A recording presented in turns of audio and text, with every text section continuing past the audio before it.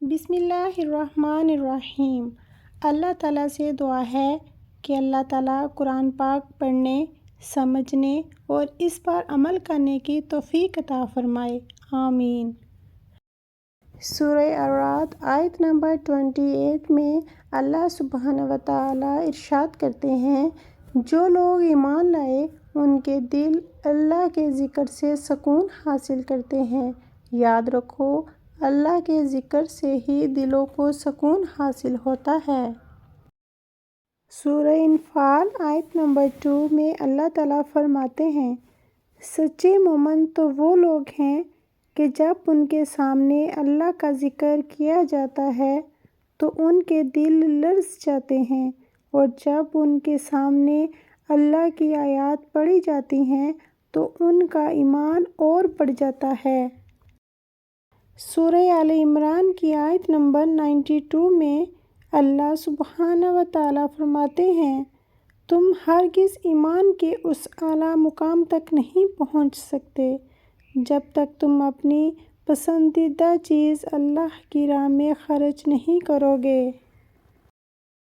سورہ صاد کی آیت نمبر 27 میں اللہ رب العزت فرماتے ہیں، ہم نے آسمان اور زمین اور ان کے درمیان کی چیزوں کو بے مقصد پیدا نہیں کیا، یہ گمان تو کافروں کا ہے۔ سورہ فاطر کی آیت نمبر 43 میں اللہ تعالیٰ فرماتے ہیں، بری چال تو چال چلنے والے پر ہی آ پڑتی ہے۔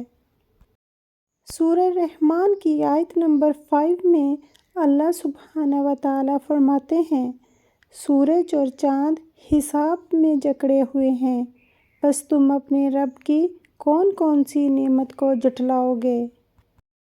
سورہ واقعہ میں اللہ رب العزت فرماتے ہیں، ذرا یہ بتلاؤ کہ جو نطفہ تم ٹپکاتے ہو، کیا اسے تم پیدا کرتے ہو یا پیدا کرنے والے ہم ہیں۔ سورہ نور میں اللہ سبحانہ وتعالیٰ ارشاد کرتے ہیں، ہاں جو لوگ اس کے بعد توبہ کر لیں اور اپنی اصلاح کر لیں تو اللہ بہت بخشنے والا، بڑا رحم کرنے والا ہے۔ سورہ یاسین کی آیت نمبر 53 میں اللہ تعالیٰ فرماتے ہیں، اور کچھ نہیں، بس ایک زور کی آواز ہوگی جس کے بعد یہ سب کے سب ہمارے سامنے حاضر کر دیے جائیں گے۔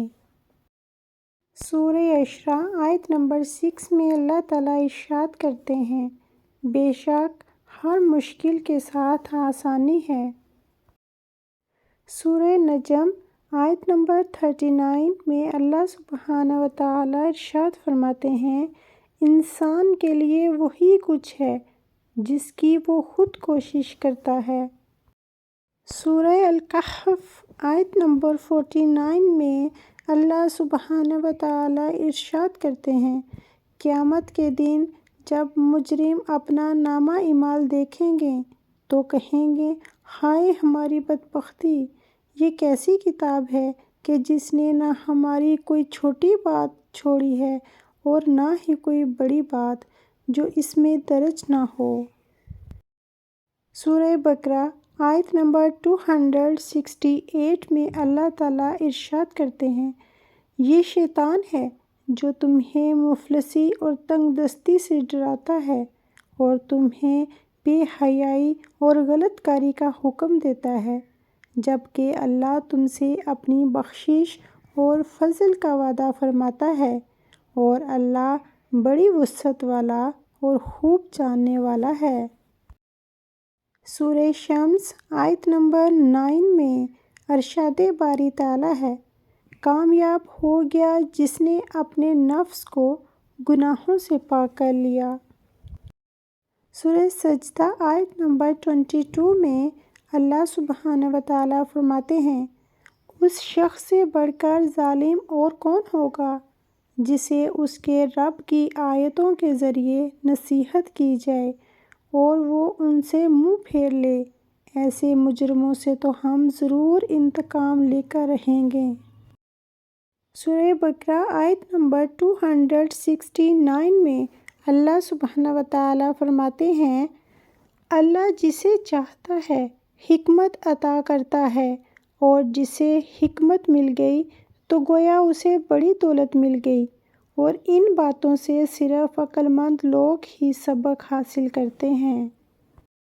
سورہ الحجرات آیت نمبر 13 میں اللہ سبحانہ وتعالیٰ اپنے بندوں سے مخاطب ہو کر فرماتے ہیں، اے لوگو، ہم نے تمہیں ایک مرد اور ایک عورت سے پیدا کیا، پھر تمہیں قوموں اور قبیلوں میں تقسیم کیا تاکہ تم ایک دوسرے کو پہچان سکو، اور تم میں سے اللہ کے نزدیک باعزت وہ ہے جو زیادہ پرہیزگار ہے۔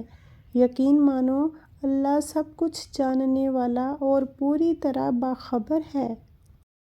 سورہ تحریم آیت نمبر 8 میں اللہ تعالیٰ مومنوں سے مخاطب ہیں، اے ایمان والو، اللہ کے حضور سچی توبہ کرو، یقین رکھو کہ تمہارا رب تمہارے گناہ معاف کر دے گا اور تمہیں ایسی جنتوں میں داخل کرے گا جن کے نیچے نہریں بہہ رہی ہوں گی۔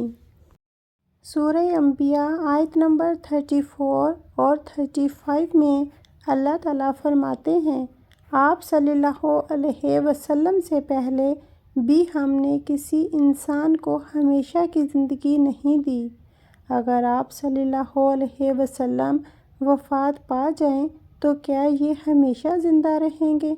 ہر جان کو موت کا مزہ چکھنا ہے، اور ہم اچھے اور برے حالات میں ڈال کر تم سب کی آزمائش کر رہے ہیں، اور آخرکار تم سب کو ہمارے ہی پاس لوٹ کر آنا ہے۔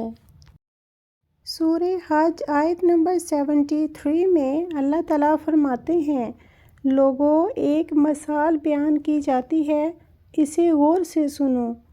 جن کو تم اللہ کے سوا پکارتے ہو وہ سب مل کر ایک مکھی بھی پیدا نہیں کر سکتے، اور اگر مکھی ان سے کوئی چیز چھین کر لے جائے تو وہ اسے چھڑا بھی نہیں سکتے۔ طالب اور مطلوب دونوں ہی کتنے کمزور ہیں۔ سورہ فاطر آیت نمبر 29 میں اللہ عز و جل فرماتے ہیں، جو لوگ اللہ کی کتاب کی تلاوت کرتے ہیں اور نماز کی پابندی کرتے ہیں، اور جو کچھ ہم نے ان کو عطا فرمایا ہے اس میں سے پوشیدہ اور علانیہ خرچ کرتے ہیں، وہ ایسی تجارت کے امیدوار ہیں جس میں ہرگز خسارہ نہ ہوگا۔ سورہ النحل آیت نمبر 9 میں اللہ تعالیٰ فرماتے ہیں، صرف سیدھا راستہ ہی اللہ کی طرف جاتا ہے، اور کچھ راستے ٹیڑھے بھی ہیں، اور اگر اللہ چاہتا تو تم سب کو ہدایت دے دیتا۔ سورہ بقرہ آیت نمبر 254 میں اللہ سبحانہ وتعالیٰ فرماتے ہیں، اے ایمان والو، جو کچھ رزق ہم نے تمہیں دے رکھا ہے اس میں سے اللہ کی راہ میں خرچ کرتے رہو، اس دن سے پہلے کہ جس دن نہ کوئی خرید و فروخت ہوگی، نہ کوئی دوستی کام آئے گی، اور نہ ہی کوئی سفارش چلے گی۔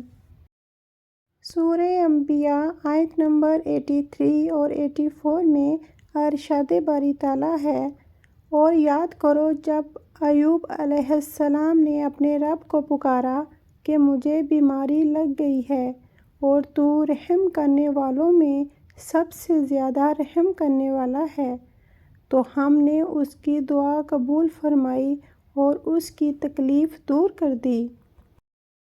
سورہ عنکبوت آیت نمبر 4 میں ارشاد باری تعالیٰ ہے، کیا جو لوگ برائیاں کر رہے ہیں انہوں نے یہ سمجھ رکھا ہے کہ وہ ہماری پکڑ سے بچ جائیں گے؟ بہت ہی غلط اندازہ ہے جو وہ لگا رہے ہیں۔